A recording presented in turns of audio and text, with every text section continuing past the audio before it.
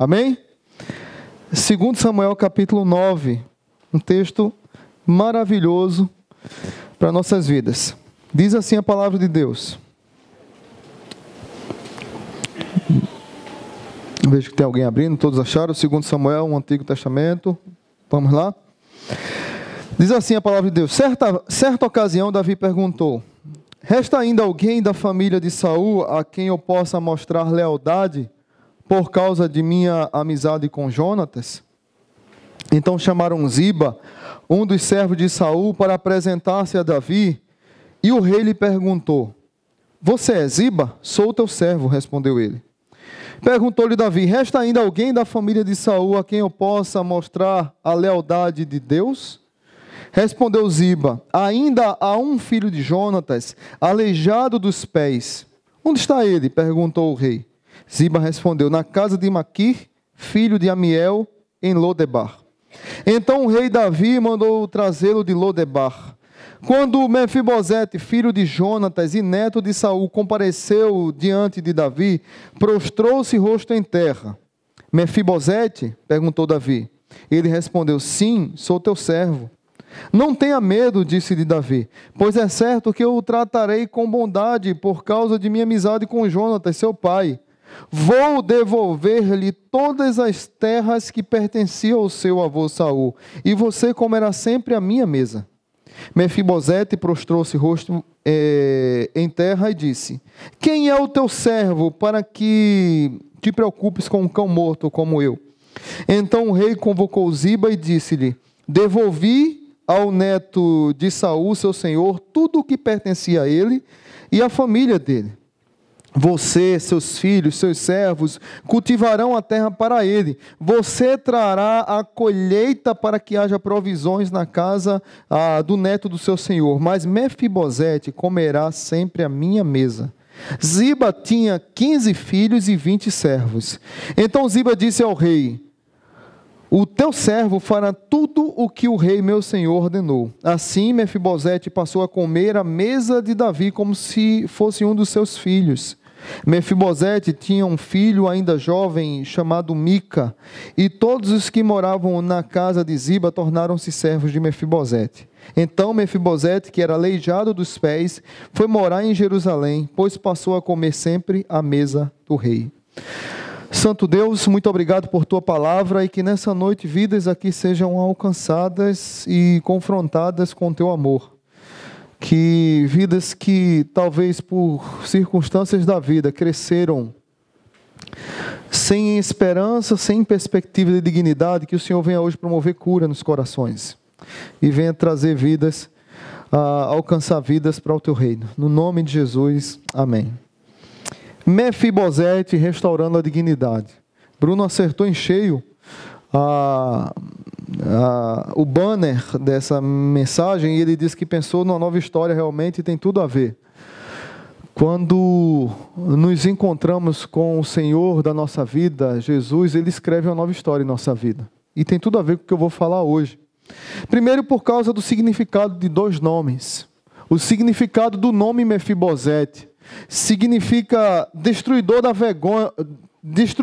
vergonha, que o nome Mefibosete partiu do primeiro nome dele, chamado Meribaal, que significa destruidor de ídolos. E a ideia de destruidor de vergonha e de revoltada desonra não reflete muito o que é a vida de Mefibosete. Nós percebemos na leitura que Mefibosete é um homem envergonhado, e o nome dele vai na contramão da atitude dele.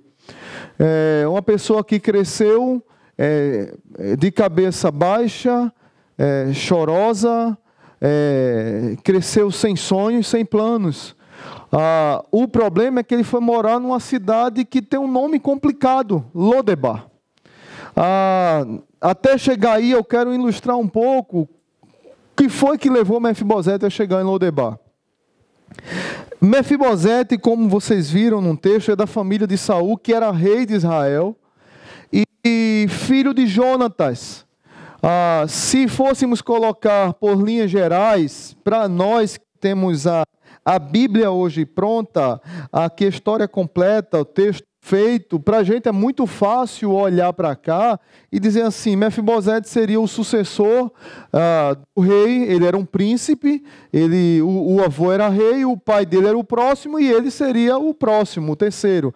Mas nós sabemos na história que Deus havia ungido o rei Davi, porque o rei Saul, ele perdeu o direito por causa do seu comportamento diante de Deus e do povo. E Deus ungiu Davi para ser rei de Israel. Só que Davi era perseguido por Saul. Davi passou 10 anos da sua vida, e eu já preguei aqui para vocês sobre a caverna de Adulão. Davi passou 10 anos fugindo de Saul. O que dava no noticiário, no TJ Jornal de Jerusalém, naquela época, era Davi junto com endividados, ladrões, roubadores, pessoas que devem ao leão, pessoas que não obedecem ao rei Saul. Davi criou uma milícia e eles se escondem na caverna de Adulão. E essa turma fica fugindo, ajudando, protegendo fazendeiros ou roubando coisas para dar aos pobres. Era meio que um Robin Hood da época. Então, o que dava no jornal lá era só isso. O povo de Israel era alimentado a odiar Davi. E aqui Davi fosse perseguido por Saul. Então Mefibosete, até os 5 anos de idade, no palácio, na realeza, ele aprendeu essas histórias. O que é que acontece? Quando Mefibosete faz 15 anos de idade, 5 anos de idade, perdão, o seu pai e o seu avô morrem numa batalha. E quando chega a notícia de que eles são mortos, a ama de Mefibosete, olhe comigo lá no capítulo 4, por favor, 2 Samuel capítulo 4, verso 4. 2 Samuel 4, verso 4. Diz assim a palavra de Deus: Jonatas, filho de Saul, tinha um filho aleijado dos pés. Ele tinha 5 anos de idade quando chegou a notícia de Jezreel de que Saul e Jonatas haviam morrido. Sua ama o apanhou e fugiu, mas na pressa ela o deixou cair e ele ficou manco. Seu nome era Mefibosete. A partir daqui, a ama de Mefibosete vai morar com ele e com os empregados ali numa cidade de refúgio chamada Lodebar. E Lodebar significa não tenha esperança, não fale, não prospere. Lodebar significa uma terra que não frutifica, um local sem perspectiva nenhuma, um local negro que não tem possibilidade de prosperidade e de crescimento nenhum. Então Mefibosete, de uma hora para outra, tinha avô que era rei, o pai que era príncipe e ele que era príncipe. De uma hora para outra ele não tem mais o rei, não tem mais o palácio, não tem mais a identidade real, não tem mais vestes reais e se encontra num lugar sem esperança, sem perspectiva, sem possibilidade de crescimento, sem possibilidade de avanço na vida. E o nome desse lugar expressa um não sorriso, um não brilho nos olhos de que no futuro as coisas vão mudar. Então Mefibosete estava fadado a viver uma vida miserável, amargurada, e o pior de tudo, qual foi a história que contaram para Mefibosete? Até os 5 anos ele sabia que Davi não prestava. E que a miséria dele não estava dentro dele, mas fora dele. E a miséria dele, a amargura da vida dele tinha um nome. Qual era o nome? Davi. Toda desgraça na vida de Mefibosete tinha um nome, Davi. Esse menino passa a morar em Lodebar, cresce em Lodebar. Eu fico tentando imaginar nas fogueiras, à noite em Lodebar, as pessoas contando as histórias de que Davi é um rei mau, que tomou o trono de Saul, e aquele menino cresce numa expectativa terrível de vida. Nós sabemos que um general, quando conquistava uma batalha, ou um rei, quando conquistava um país, ele pegava o outro rei, humilhava e matava o restante da família. Então, outra possibilidade aqui nesse texto é que Mefibosete passou a vida toda na expectativa de que um dia o rei viria terminar a obra. Nós sabemos que não foi Davi que matou Saul e Jonatas, mas nós temos tudo pronto. Para nós é muito fácil, para eles não. Qual foi a história que contaram a Mefibosete?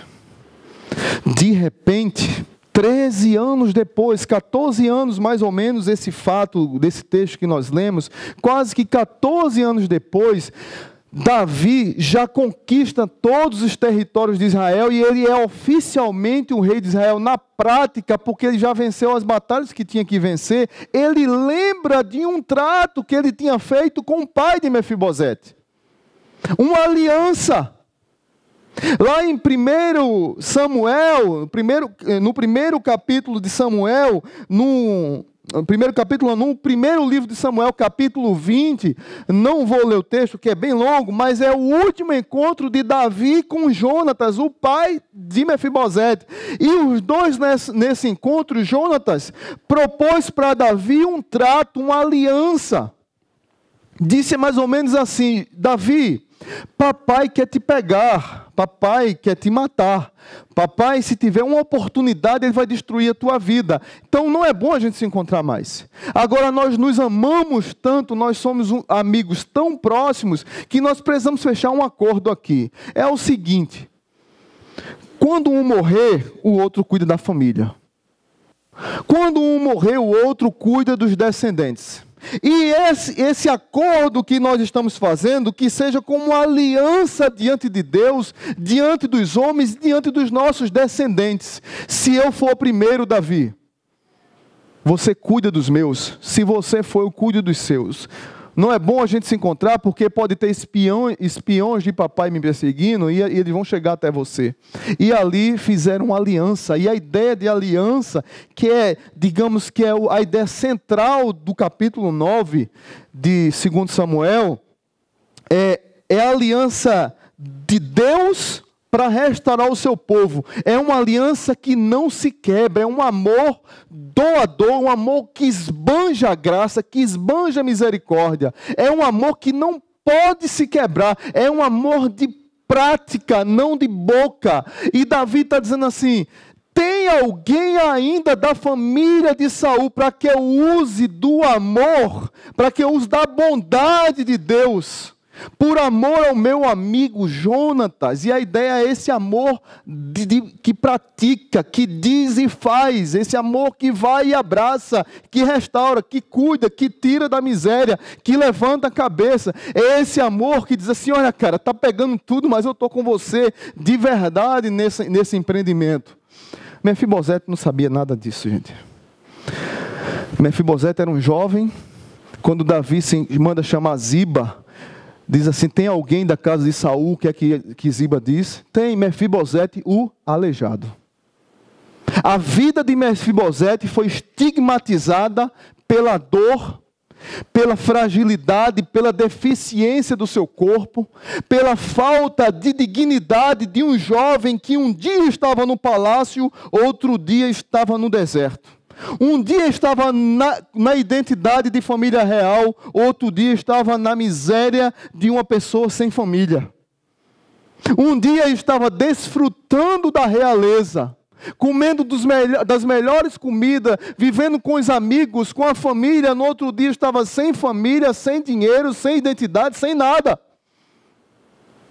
E esse jovem cresce nessa não expectativa de mudança de vida. E eu quero que você viaje comigo no tempo e tente imaginar Davi dizendo: cara, que coisa boa, eu vou ter a oportunidade de derramar o meu amor para essa pessoa. Vai buscá-lo. Carruagem vai, real, buscar Mefibosete. Eu fico tentando imaginar a cena, chegando lá: Mefibosete, Mefibosete, é aqui que mora Mefibosete. Ele abre a porta. Menino, mais ou menos 18 a 20 anos de idade. É aqui. Ele olha, vê que está lá o carro real, os soldados do rei, e ele imagina assim: chegou a minha vez. Davi acabou com a minha família, agora vai acabar com a minha. Davi acabou com meu avô, com meu pai, agora vai acabar comigo. Chegou a minha vez. Vai acontecer o que eu sou, uma vida sem dignidade. Agora vai acabar com a desgraça da minha vida. E eu fico tentando imaginar a dor daquele jovem subindo naquela carruagem, subindo para Jerusalém, de Lodebar para Jerusalém. Quando ele se encontra com Davi, diz a Bíblia que ele se ajoelha, se prostra em respeito ao rei. E a primeira palavra que Davi diz para ele é: não tenha medo, Mefibosete. Então, olhando, queridos, para esse contexto que eu falei, esse introito inicial aqui, eu queria tirar 3 lições para a minha vida e para a sua vida, de como a minha vida e a sua vida pode ser restaurada a dignidade. Amém? Você pode perguntar: pastor, quando é que a minha dignidade é restaurada? Primeira lição, grave no seu coração: quando somos encontrados pelo Rei. Amém? Se o Rei Jesus te encontrou, a tua dignidade foi restaurada. Independente da situação que você está, da história que lhe contaram, das frustrações e perdas na vida que você teve, das quantas vezes você quebrou a cara, da história maldita que lhe contaram no passado, isso perdura no seu coração até hoje, e você está lá na expectativa, na iminência de qualquer momento acontecer uma desgraça na tua vida, mas o Rei te encontrou e uma nova história pode ser escrita na tua vida. Porque o Rei te encontrou. E quando o Rei te encontra, a tua dignidade é restaurada. O Rei diz para você: levanta o rosto, não tenha medo, Mefibosete. A despeito do nome Mefibosete significar revoltante desonra, destruidor da vergonha, ele vivia envergonhado e com medo. Ele vivia carregando culpas, medos, e não esperava nunca ser amado por alguém. Você conhece pessoas que não sabem nem receber um abraço, porque nunca foram amadas e acham que o amor nunca vai chegar em suas vidas? Pessoas que não sabem receber um elogio, porque nunca receberam um elogio e acham que elogio não serve para nada, e vivem na expectativa de que nunca terão um abraço, um cuidado, um cheiro, um afago, um sorriso. De repente, o Rei chega diante dele e diz para ele que vai honrá-lo, que vai dizer: o meu amor vai ser derramado na tua vida, a minha graça vai ser derramada na tua vida. O meu abraço vai ser o teu abraço. O meu olhar de esperança vai ser para olhar no fundo dos teus olhos e dizer para você: levanta a cabeça e anda para frente. Mas Mefibosete não teve isso e não tinha essa percepção de que Deus o escolheu através do rei e o amou para restaurar sua dignidade. E Davi está honrando a palavra, não o contrato, a aliança que tinha feito com seu pai Jonatas. Olha, Mefibosete, eu vou derramar amor sobre você. A sua dignidade é restaurada quando o rei te encontra, meu irmão. Diga aí para quem está do seu lado: a sua dignidade é restaurada quando você é encontrado pelo Rei. Então levanta a cabeça. Levanta a cabeça. O Rei te encontrou. O Rei te encontrou. Não foi à toa que você veio aqui nessa noite. Não foi à toa que você veio visitar aqui a igreja essa noite, porque o Rei quis ter um encontro com você nessa noite. De histórias que lhe contaram e que você cresceu nessa expectativa de miséria na sua vida. Segunda lição para essa noite, para a minha vida e para a sua vida: quando é que nossa dignidade é restaurada? Quando somos adotados pelo Rei. Primeiro, quando somos encontrados. Segundo, quando somos adotados. Veja comigo novamente o verso 5 até o 8. Vou gastar mais tempo nesse texto. Então o rei Davi mandou trazê-lo de Lodebar, Quando Mefibosete, filho de Jonatas, neto de Saul, compareceu diante de Davi, prostrou-se rosto em terra. Mefibosete? Perguntou Davi. Ele respondeu, sim, sou teu servo. Davi disse, não temas, não tenha medo. Quantas pessoas, queridos, carregados com pesos da vida, não conseguem levantar a cabeça e andam com medo o tempo todo de uma nova possibilidade. Porque, na verdade, eles nem têm esperança de que novas possibilidades podem acontecer na sua vida. E que muitas vezes, quando o rei os confrontam, de maneira clara, olhando olho no olho, usando alguém, dizendo para a pessoa, saia desse lugar e venha para esse. Saia de Lodebar e venha para Jerusalém. Saia de Lodebar, da terra da miséria, da desgraça, da não esperança, e venha para a realeza desfrutar da identidade de filho. Muitas vezes nós temos medo dessa viagem, porque a nossa vida foi incrustada e nós tomamos posse de palavras malditas que um dia nos disseram, de ensinos errados que um dia chegou nos nossos ouvidos, e eles ganharam vida em nossos corações, e nós crescemos sem esperança, sem sonho, sem expectativa, nos tornamos pessoas frustradas, e chegamos diante do rei medrosos. O rei diz, não tenha medo. Primeira palavra que Davi diz para ele, Mefibosete, chama ele pelo nome. Segunda diz, não tenha medo. E ele diz assim, pois é certo, verso 7, veja comigo. Pois é certo que eu tratarei com bondade por causa de minha amizade com Jonatas, seu pai. Vou devolver-lhe todas as terras que pertenciam ao seu avô Saul, e você comerá sempre à minha mesa. Você é convidado para fazer parte da minha família. Verso 8. Mefibosete prostrou-se e disse, quem é o teu servo para que te preocupes com um cão morto como eu? Gente, talvez esse texto aqui é o que mais mexe comigo. Esse aqui é o texto talvez da minha vida e da vida de muita gente que eu conheço.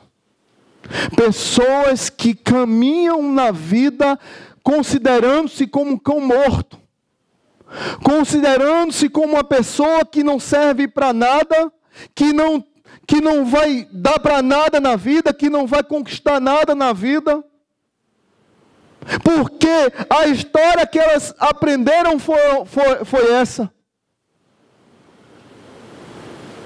Pessoas que talvez dentro das suas próprias casas ouviram palavras malditas dos seus pais. Você não serve para nada, você é um preguiçoso, você é um vagabundo, o filho tal é melhor do que o filho tal. Pais que muitas vezes comparam os filhos uns com os outros e não sabem de que desgraça está plantando no coração do filho. Está vendo? Fulano é uma bênção. Se você é um preguiçoso, fulano vai dar para alguma coisa, você não vai dar para nada. Maridos que olham para as esposas e dizem, você é pior ou igual à sua mãe. Mulheres que olham para o marido e dizem, olha, teu pai, ele ainda é um pouquinho melhor do que você. E nós sabemos ferir usando aquelas palavras secretas que vêm, sabe, que Satanás passa aqueles anjinhos vermelhos, que tem um anjinho branco, né, e um anjinho vermelho. O vermelho passa e solta um veneno na língua da gente. Aí a gente diz aquela palavra para machucar o outro. E não percebe que a gente está amaldiçoando a vida de pessoas, e muitas vezes dos nossos filhos que crescem. Talvez a sua história foi uma história de vida terrível. E que disseram que você seria um cão morto. Que disseram que você não serviria para nada. Como um dia desses eu estava dando aula no seminário, e uma jovem de mais ou menos 37 anos, eu contando um pouco da minha história lá no seminário, ela disse, pastor, eu queria falar uma coisa aqui. E ela chorando, e eu sem entender, a gente deu um tempo, oramos por ela, e ela disse, pastor, é o seguinte, quando eu tinha 7 anos de idade, veja bem gente, 7 anos de idade, eu tinha ouvido minha avó falar muitas palavras feias para minha mãe, mas eu nunca me recordei do que a minha avó falava para minha mãe. Eu não lembro, mas eu sei que era coisa feia. Até que um dia minha mãe separou-se do meu pai. E o casamento acabou. E eu era muito apegada com a minha mãe. E quando minha mãe voltou para casa, a minha avó disse assim para ela: essa menina comigo vai ser uma prostituta igual a você.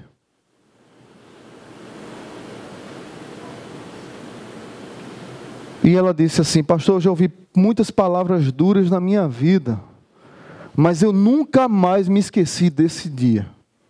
Eu tinha 7 anos de idade. Eu lembro o local, a entonação de voz, o jeito que minha avó falou, a forma como ela falou, e como isso dói no meu coração até hoje. Pastor, toda vez que eu tenho uma crise no meu casamento, toda vez que tem uma crise financeira no mundo, toda vez que eu percebo que talvez o meu emprego está balançando, eu vivo na expectativa, na iminência de que um dia eu vá vender meu corpo para se cumprir o que minha avó disse um dia. Eu fico esperando o dia, pastor, de que eu vou ser prostituta. Porque isso é tão forte na minha vida, isso me machuca tanto, que até hoje eu espero esse dia acontecer. E a minha palavra para ela, queridos, eu abri Mefibosete e contei a história para ela. Acabou a aula, tornou um aconselhamento. Que é a mesma palavra que eu digo para você: a maldição tem que parar em alguém, porque o rei lhe encontrou. E se o rei te encontrou, queridos, você pode dizer: está doendo, está machucando, eu não aguento, eu preciso de ajuda, eu tenho que clamar, eu tenho que ser cuidado, eu não sei como fazer, mas por favor, pelo amor de Deus, não passe essa desgraça para a vida dos outros. Não repita essa palavra de miséria que você recebeu para os seus filhos, para os seus empregados, para o seu patrão, para pessoas. Não faça isso. Deixa Deus curar o teu coração, porque o rei te encontrou e o rei está dizendo: venha para minha casa, você a partir de hoje é meu filho. O teu pai te abandonou, tua mãe te abandonou, tua esposa te abandonou, teu esposo te abandonou, você foi traído, foi machucado, foi ferido, foi pisado, foi humilhado, foi criado talvez como muitas pessoas, como eu, por exemplo, filho de pai alcoólatra, e todos nós, todos os meus irmãos, a gente ouvia na rua: olha, é filho de fulano de tal, que é um bêbado, nenhum vai servir para nada, nenhum vai ser nada na vida, a menina não vai prestar para nada, os filhos para nada. Feito mulheres que de repente foram abandonadas pelo marido, e ouviram da sociedade medíocre, de pessoas religiosas: você é uma mãe solteira, não serve para nada, você é uma mãe solteira, vai criar seu filho como? Quem é você? Talvez filhos que foram tão exigidos pelos pais, tão cobrados pelos pais, e ficam procurando defeito em tudo, porque sempre querem agradar alguém, querem ver tudo perfeito, querem ver tudo do jeito mais perfeito que existe, porque na verdade eles estão querendo agradar o pai lá atrás, a mãe lá atrás, que o amaldiçoou lá atrás. Em nome de Jesus, que hoje Deus venha restaurar a tua dignidade, que você compreenda que você é amado de Deus. Você não precisa provar nada a ninguém. Você é filho, você é filha. Você é amado de Deus, você é amado do Senhor. O que Davi está dizendo aqui para Mefibosete: querido, você não é cão morto, você é filho. Querido, você não é cão morto, você tem uma casa.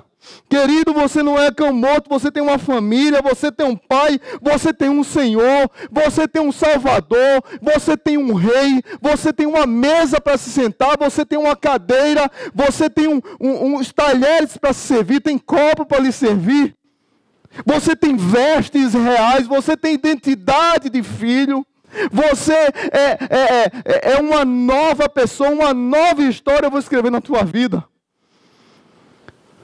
Queridos irmãos, quantos de nós somos machucados e precisamos desse toque, desse banho de amor que Deus quer nos dar através do rei, através do encontro do rei.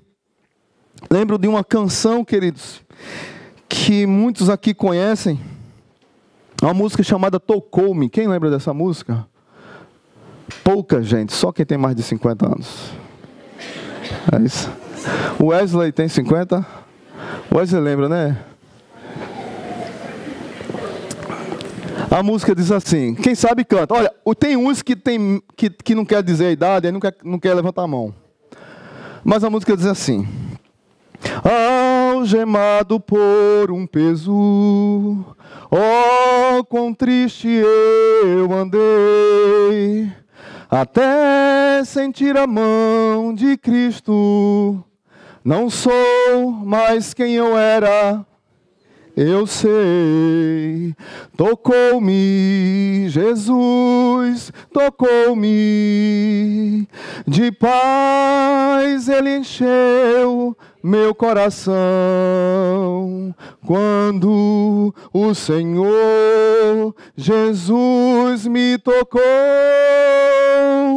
livrou-me da escuridão. O Rei tocou em você.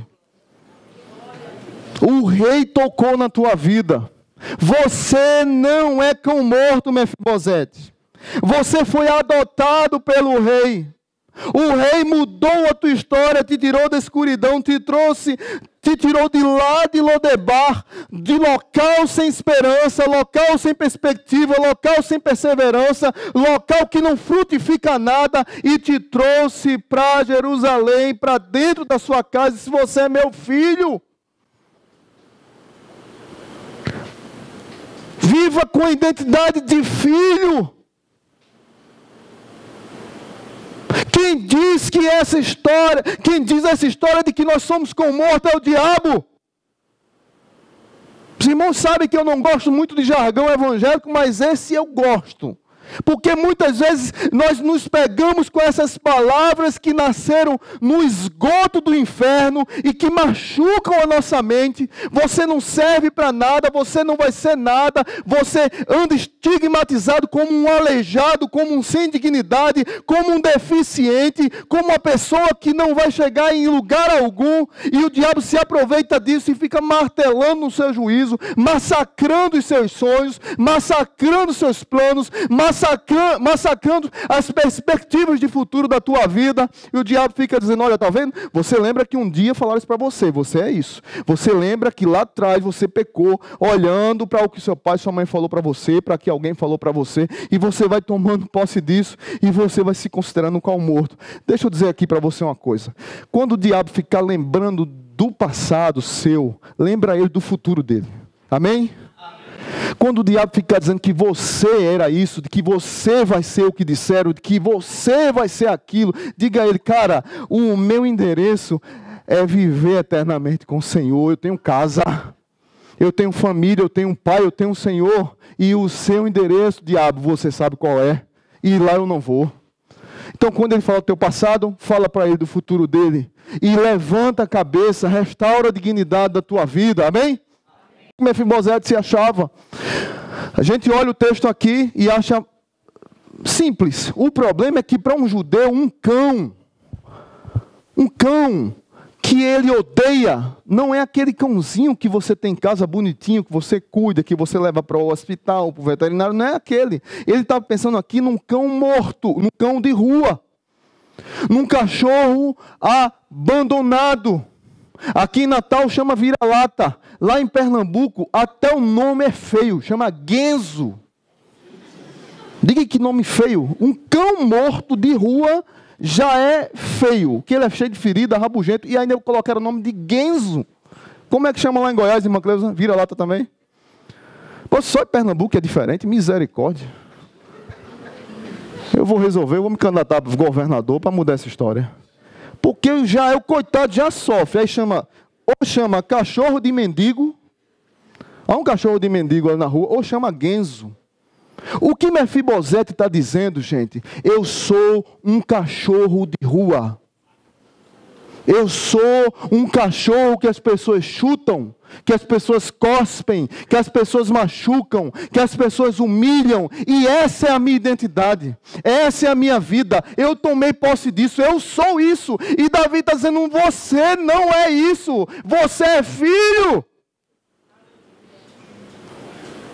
Mesmo que as pessoas digam que você é isso, que você acredite nisso, eu quero dizer que a última palavra quem dá na tua vida é Deus, através de Jesus, e o teu nome foi escrito com sangue no livro da vida. Você tem uma família, você tem um pai, você tem um registro, e você tem uma casa para morar.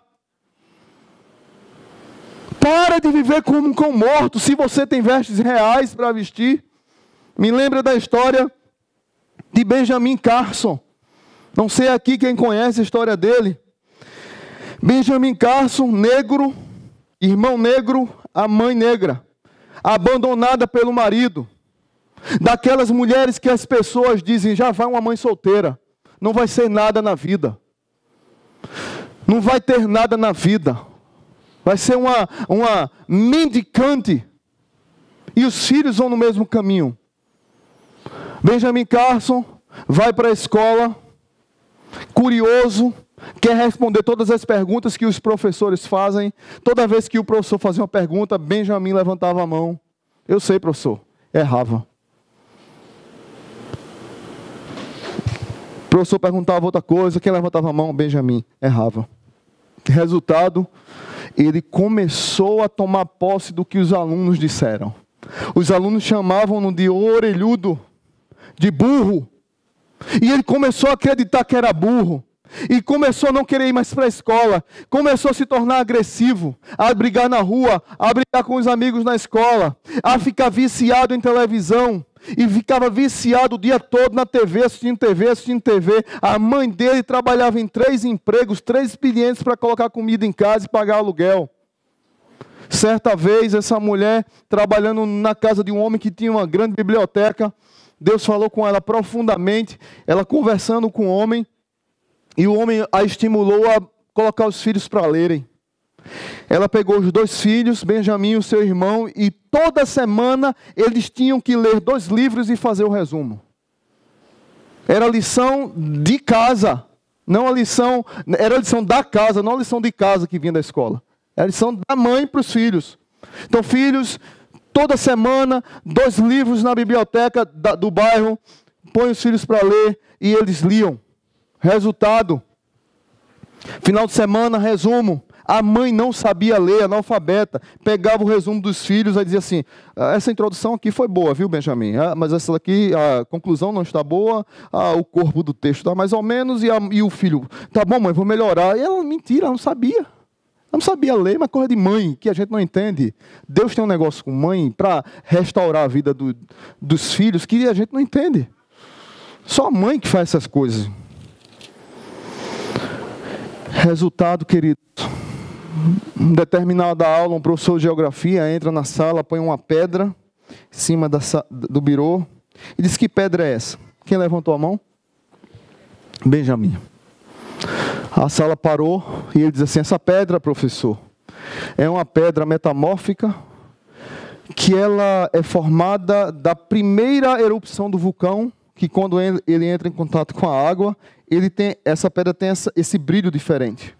As próximas larvas que vêm não têm esse brilho porque muda a temperatura da água e muda a temperatura da larva. Não é da primeira erupção. O professor fica extasiado porque quem respondeu foi Benjamin. Ele pede para a sala ao aplaudi-lo e ele diz, essa foi a melhor aula da minha vida. A partir dali, Benjamin começa a ser o melhor aluno da escola, depois o melhor aluno no 2º grau, depois o melhor aluno na faculdade, se forma em psicologia, depois se forma em medicina, se especializa em neurocirurgia, se torna o diretor da Universidade Johns Hopkins, foi o primeiro cirurgião a fazer uma cirurgia ultra-interina, ultra-interino o nome é esse? No útero da mãe. Primeiro médico que fez cirurgia foi ele. E foi o homem que desenvolveu a técnica de fazer cirurgia em gêmeos siameses, com a cabeça. Gêmeos que nascem com a cabeça. Aquelas irmãs da África do Sul, aquelas que eram sucesso no mundo todo, quem fez a cirurgia delas foi Benjamin Carson. A história dele virou livro, virou filme, Mãos Talentosas, a história de Ben Carson. Cuba Gold Jr. interpretou esse homem.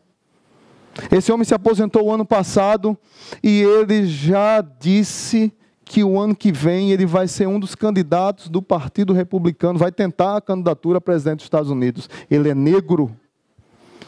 Ele se achava um burro.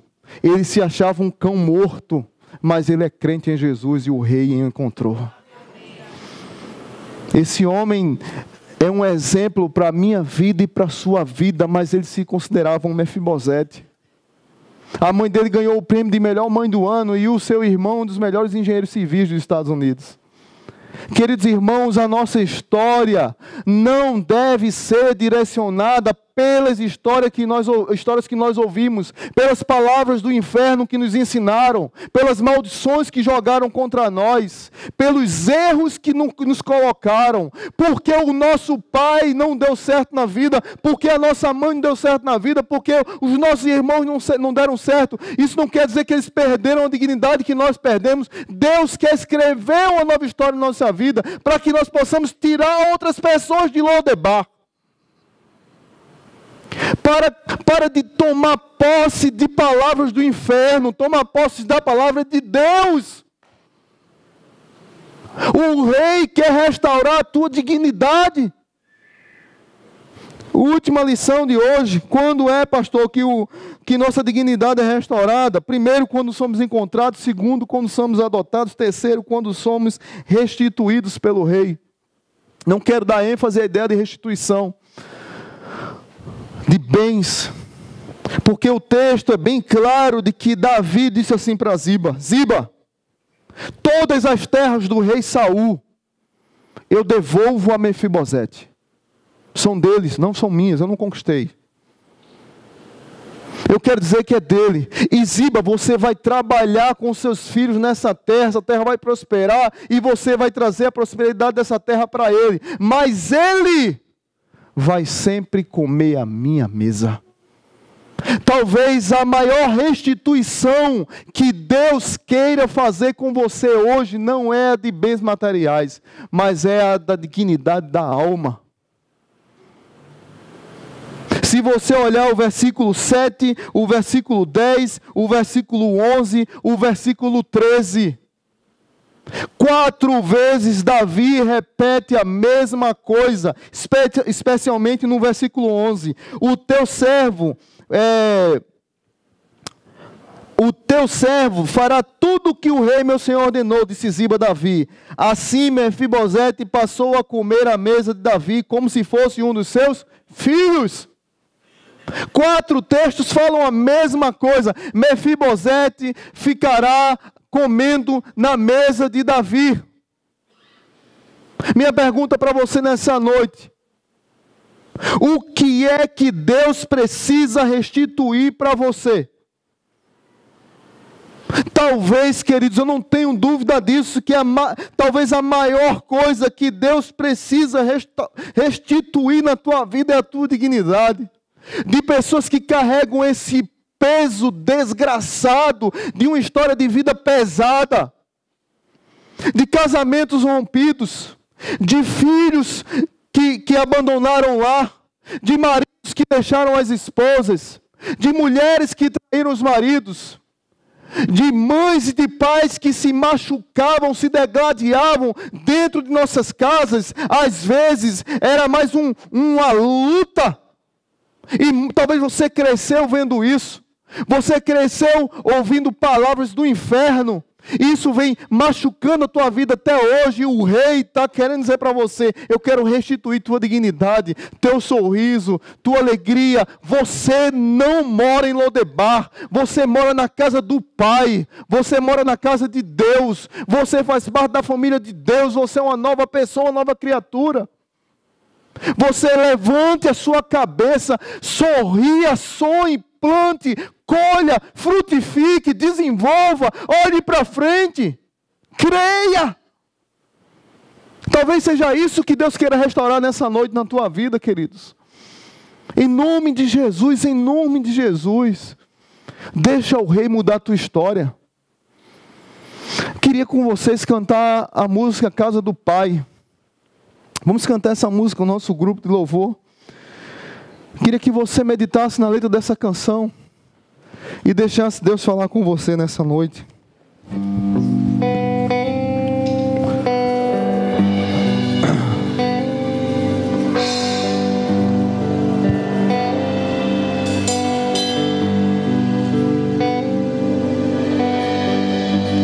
Me conheces, sabes tudo que eu preciso antes mesmo de falar. Me amas, teu amor é bem maior do que eu possa imaginar. Não quero ser só apenas o teu servo. Quero atrair teu olhar de amor, Senhor. Eu venho a ti como um filho que te ama. Tudo que eu quero é estar perto de ti.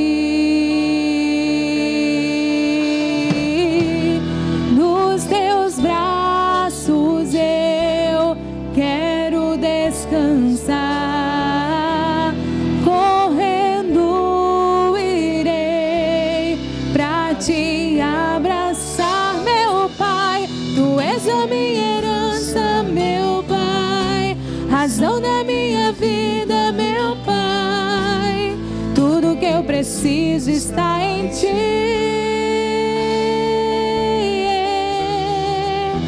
Eu quero estar na casa do Pai, comer em tua mesa, meu Pai. Tudo que eu sou é para ti, vivo só para ti.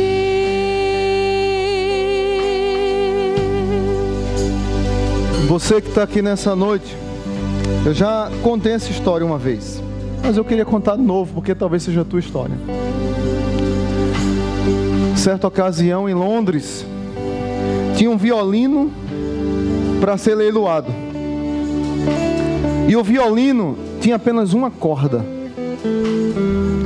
Ninguém dava um lance por esse violino. Violino velho, esquecido, de uma corda só. Uma corda só serve para quê? É um violino defeituoso, que não serve para nada. De repente chega um homem, pega aquele violino de uma corda só e tira dele sons do céu que arrebatam os corações presentes. As vidas que estavam ali ficaram chocadas, tocadas pela bela música que saiu de um violino de uma corda só. Quem tocou aquele violino foi nada mais, nada menos do que Paganini, o maior mestre daquele instrumento. E o violino era um violino Stradivarius. Poucos deles tem no mundo. Talvez a sua vida seja uma vida manca, como a de Mefibosete. Uma vida cheia de quedas, cheias de machucões, de arranhões. Seja uma vida cheia de defeitos.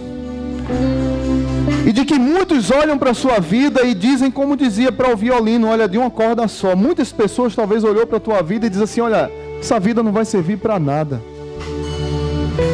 Ninguém arrebatava você no leilão, porque você não servia para nada. Até que o maior tocador de vidas, o Rei Jesus, te encontrou. E da sua vida ele escreveu uma nova história, escreveu novas músicas, belas músicas, maravilhosas músicas. E usou sua vida como uma música linda, um belo poema para abençoar o mundo e outras vidas. É esse Rei Jesus que está dizendo para você hoje, venha para minha casa, senta à mesa, eu quero comer contigo na mesa do Rei, eu sou o Rei. Se Deus falou contigo nessa noite e você não teve encontro com esse Rei ainda, eu queria que você fizesse um sinal, que eu quero orar por você. levantasse uma das suas mãos. Eu não costumo fazer apelo assim, mas eu quero fazer hoje. Deus falou contigo hoje. Você não teve um encontro com o Rei Jesus ainda. Hoje Deus está falando contigo. Levanta uma das mãos, eu quero falar contigo. Se na tua história, agora eu quero fazer um outro apelo.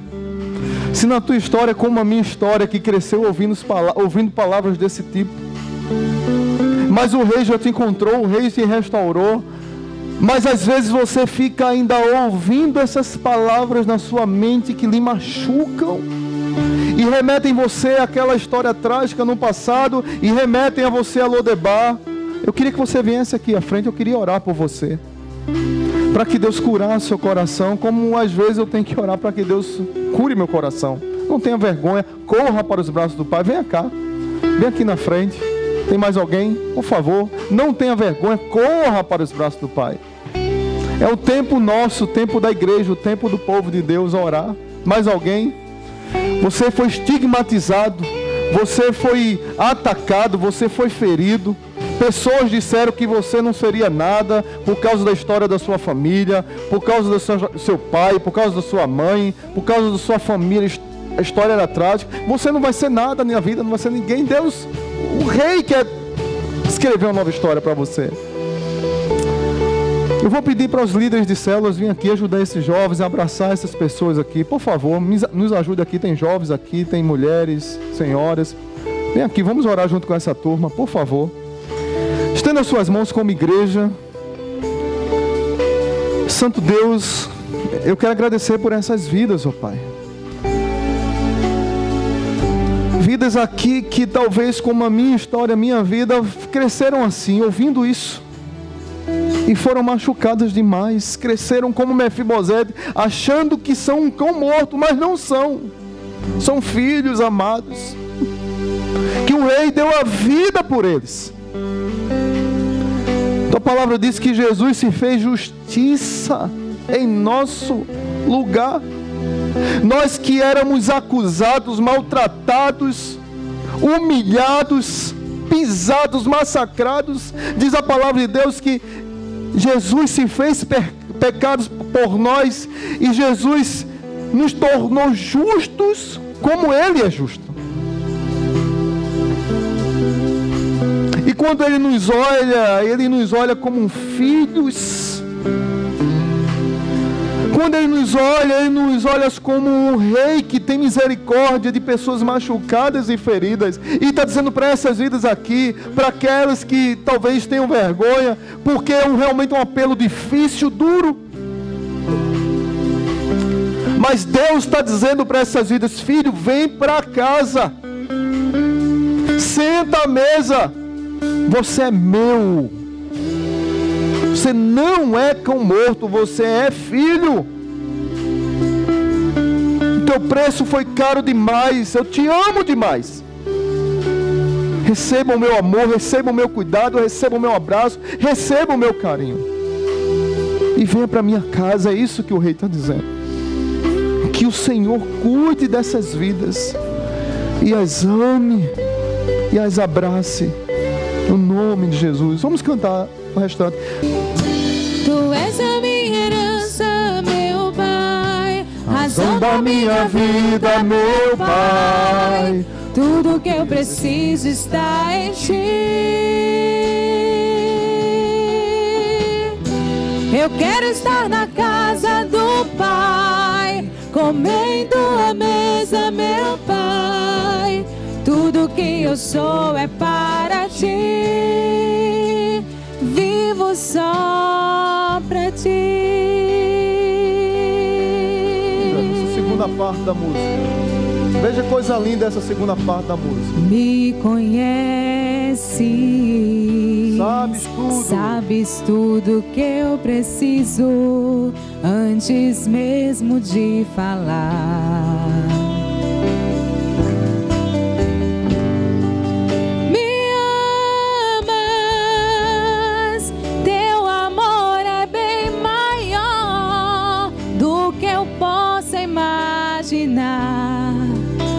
Não quero ser só apenas o teu servo.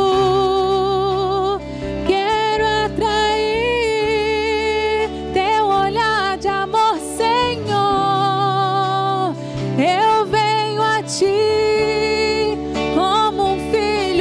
te ama.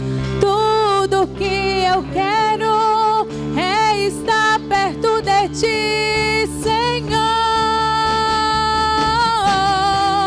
Nos teus braços eu quero descansar. Correndo irei pra te abraçar, meu Pai. Tu és a minha herança, meu Pai, razão da minha vida, meu Pai. Tudo que eu preciso está em ti. Eu quero estar na casa do Pai, comer em tua mesa, meu Pai. Tudo que eu sou é para ti, vivo só para ti. Pai Santo, muito obrigado por essa noite. Porque o Senhor fala com os nossos corações. E que nós possamos continuar sempre correndo para os braços do Pai. Mesmo que Satanás, seus anjos, seus demônios nos persigam, pessoas usadas por ele nos machuquem, que nós possamos correr para os braços do Pai, porque sabemos que lá tem mesa para a gente sentar e ser abraçado por esse Pai amoroso. A nossa história é uma nova história, porque o Rei nos encontrou. E a nossa dignidade foi restaurada, porque aquele que deu a sua vida por nós é digno de toda a honra e glória.